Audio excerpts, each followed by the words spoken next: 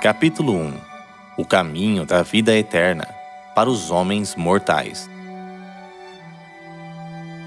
O homem nasce no mundo, mas o mundo não pode escapar da morte. Os homens nascem e morrem, e nascem e morrem.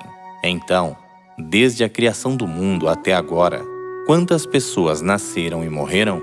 Dizem que o homem é o senhor de toda a criação, mas no final ele não é o senhor de toda a criação, e sim simplesmente o escravo da morte.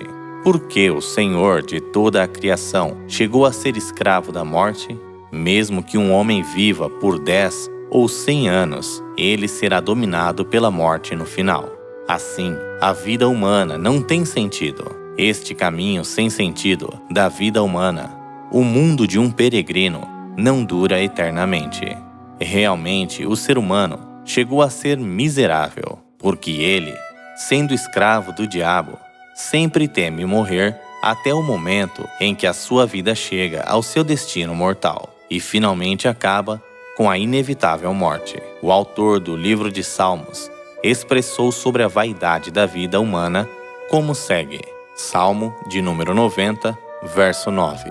Pois todos os nossos dias se passam na tua ira, acabam-se os nossos anos como um breve pensamento.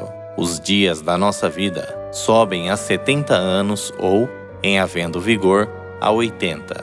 Neste caso, o melhor deles é canseira e enfado, porque tudo passa rapidamente e nós voamos.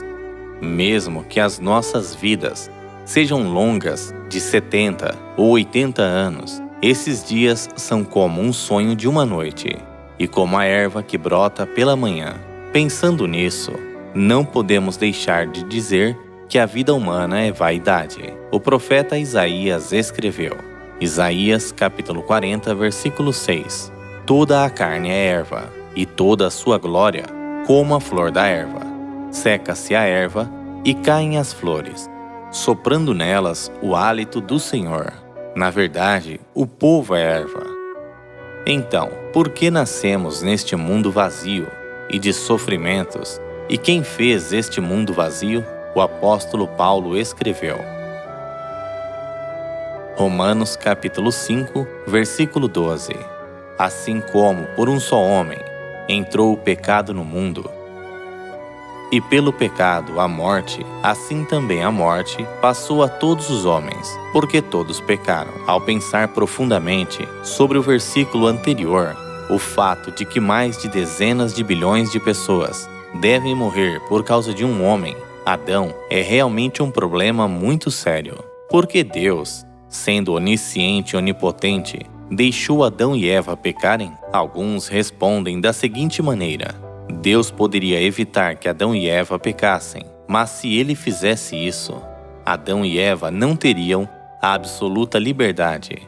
Por isso Deus lhes deu a liberdade de escolha e os deixou pecarem. Será que esta resposta pode ser a correta?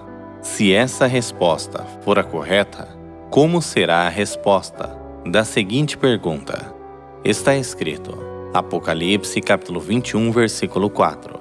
E lhes enxugará dos olhos toda lágrima, e a morte já não existirá. Aqui, porque Deus não deu a absoluta liberdade, mas desfez a morte? Se tivessem recebido a absoluta liberdade, até mesmo neste lugar, lá também não deveria ter a liberdade de escolha da vida eterna ou da morte?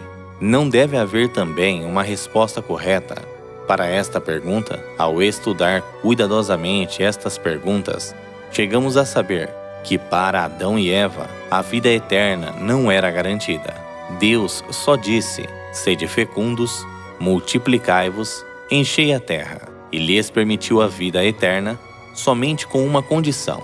Está escrito, Gênesis capítulo 2, versículo 16.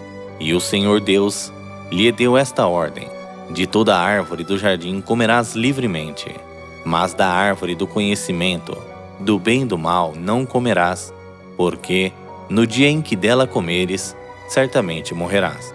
A condição era que se comessem da árvore do conhecimento, do bem e do mal, morreriam, mas se não comessem, viveriam. Porém, Para aqueles que serão salvos, mediante a redenção de Jesus, a vida eterna é garantida. Como está escrito, Apocalipse capítulo 21, versículo 4. Ele lhes enxugará dos olhos toda lágrima, e a morte já não existirá. Já não haverá luto, nem pranto, nem dor, porque as primeiras coisas passaram.